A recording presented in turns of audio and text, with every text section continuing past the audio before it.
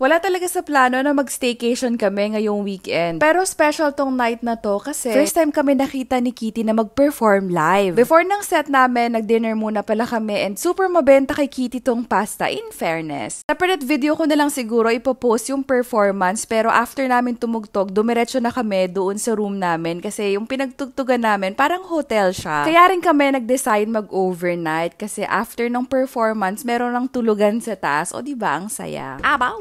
Oh my gosh, ang lamig. Wow. Can I remove my Swiss? Yes, please, go. Okay. Dito kami. Kasi dikit to sa wall eh. Oh, I love naman the room. It's nice. Swiss there.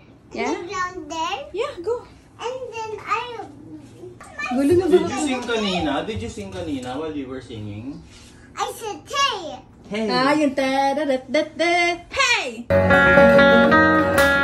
Oh, pasilip lang muna. So, ayan yung niluluto namin na bagong song para sa inyo. So, abaw nga. Where are you going? I'm going back down with Tito Emer. Miss Mom. Good morning. Good morning, sweetheart. I love you. I love you. Kasama na nga rin pala yung breakfast dun sa room namin. Pero for 2 adults lang kasi. Kaya nagpa-add kami ng fruits and toast with peanut butter para kay Kitty. Sobrang pait! No!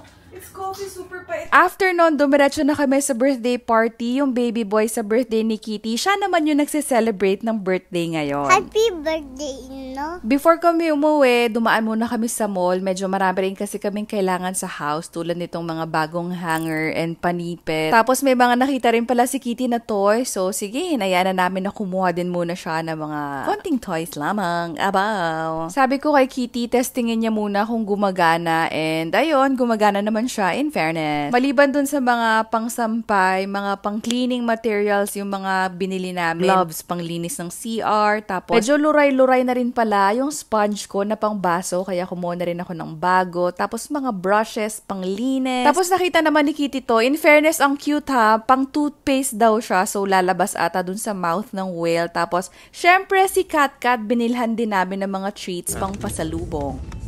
Ay, meron na to anak, meron na. Melon Thank you, meron na. Melon na. Para sa CR.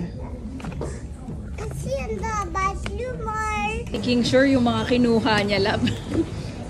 Na ma-check out yung mga kinuha.